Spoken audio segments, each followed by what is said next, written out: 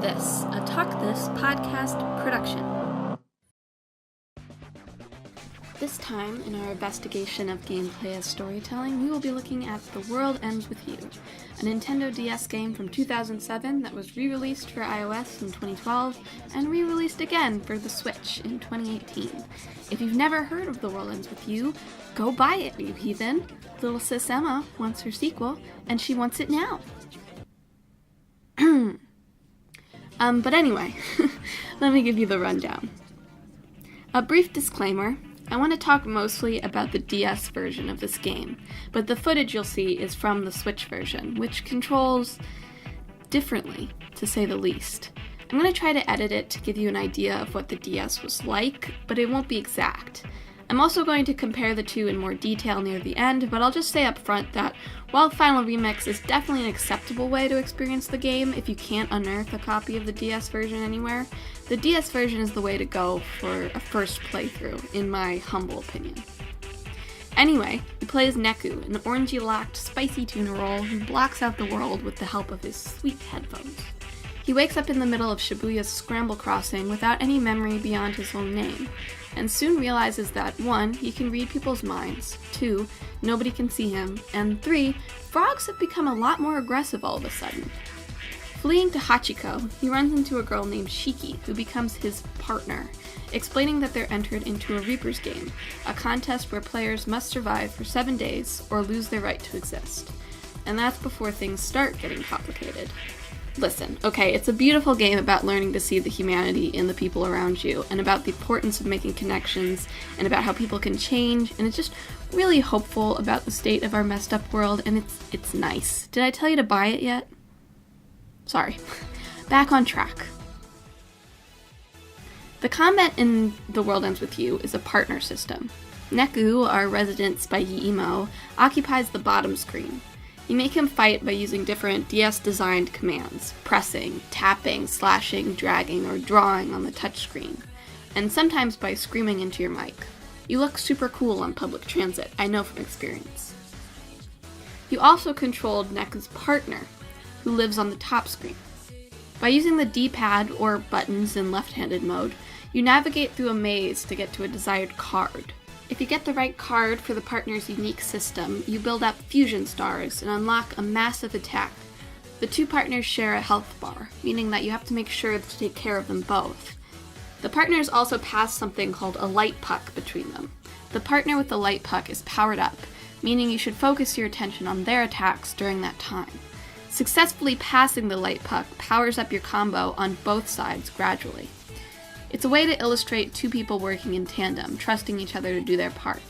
This doesn't just apply to player combos, but also to Reapers, specifically in the case of low-level antagonists and OTP, Izuki and Karia. Yeah, I said it. Neku ship wars can suck it. I'll be here on the SS Uzuriya, Karazuku, Zuki, whatever.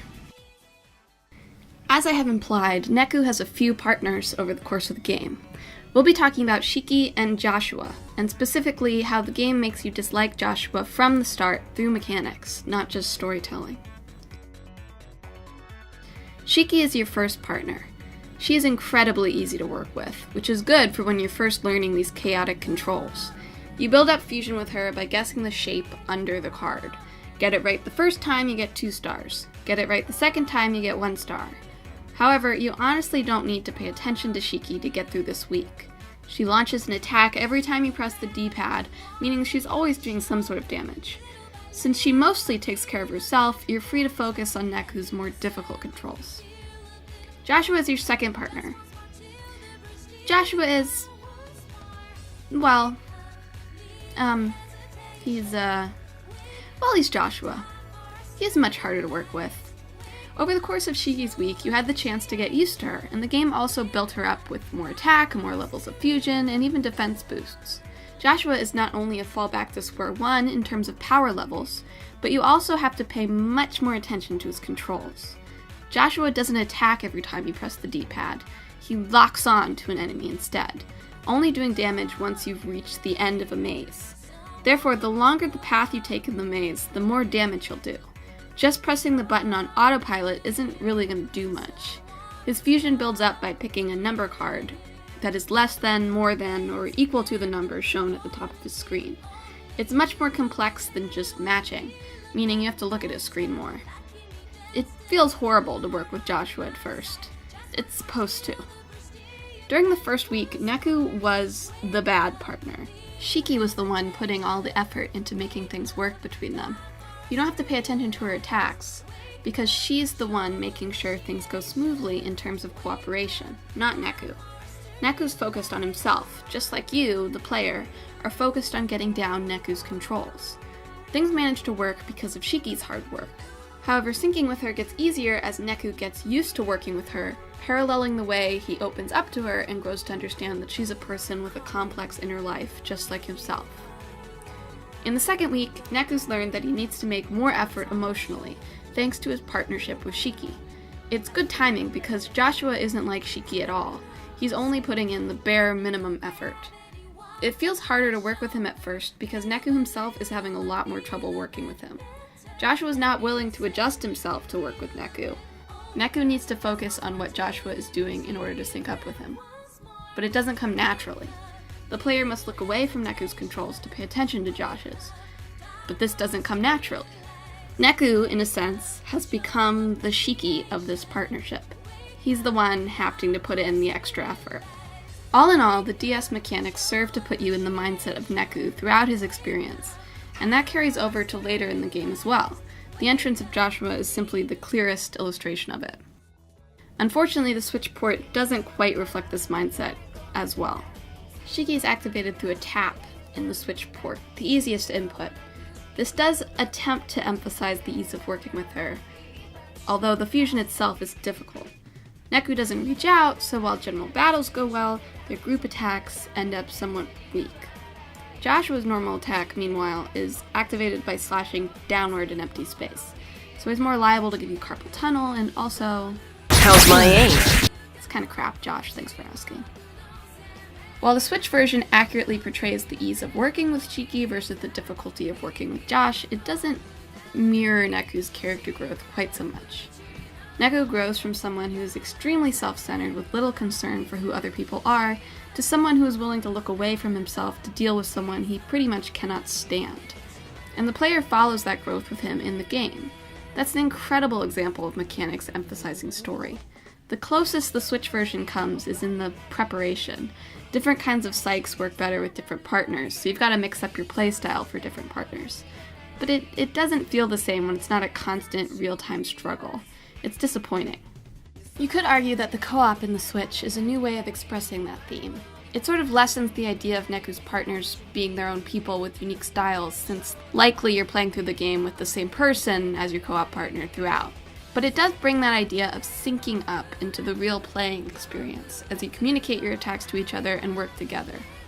I think it would work better if your co-op partner could take damage as they could in the DS version. It helped the balancing, for one thing, but also would mean that both players would have to take care of the other, as opposed to just the partner taking care of Neku. The DS version of The World Ends With You is pretty much a perfect encapsulation of what I talk about when it comes to gameplay as storytelling. The battle mechanics and the other mechanics, which I didn't have time to go into here, are all in service to the story's themes, and also helps the player get put into the mind space of their character. It's a wonderful game. Even the Switch version makes its own valiant effort. Buy it. Flip and buy it, or I'm gonna drop a meteor on your... Hey guys, thanks for watching. God, I love this game. Sometimes I hear my, how's my aim, and so's at a slow in my nightmares, but I love this game. Next month, I don't know what I'll be doing. Maybe something on Celeste? I don't know. We'll see. If you like this video, why don't you hit the like button, share it to your friends, and subscribe for more content coming soon. If you have a suggestion for a topic to cover, leave it in the comments. If you can't wait for the next video, check out our main podcast, Talk This, where we talk about different games every week, available for download on Apple Podcasts, Google Play Music, Spotify, and more. Follow us on social media for updates and other fun content. We're on Facebook, Instagram, Twitter at Talk This Podcast. Just check the description for all the links you need. We've got some new series coming up on this channel in the new year, probably coming soon, from Malin this time. So you'll get some more interesting content on here. Look forward to that. Anyway, until next time, I wish you happy playing. Okay, so as you can see, Joshua has become Jesus Joshua. So, in celebration of levitating Joshua, we are going to try double co-op.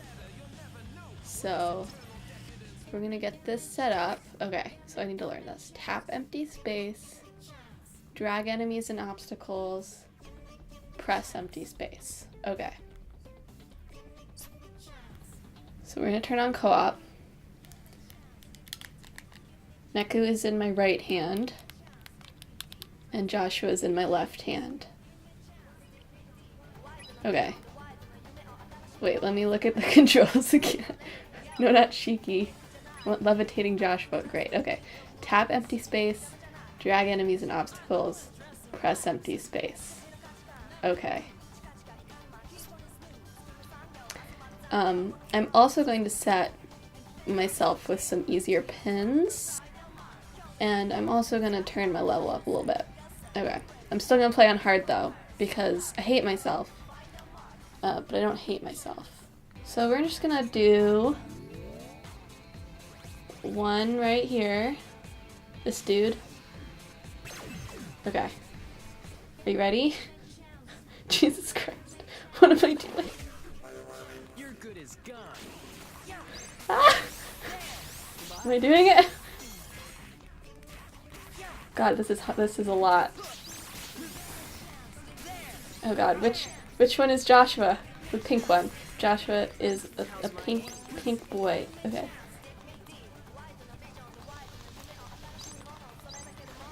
Oh, he can drag this. Okay. You know, that's not that bad. That's not that bad. I'm not gonna lie. That's not that bad.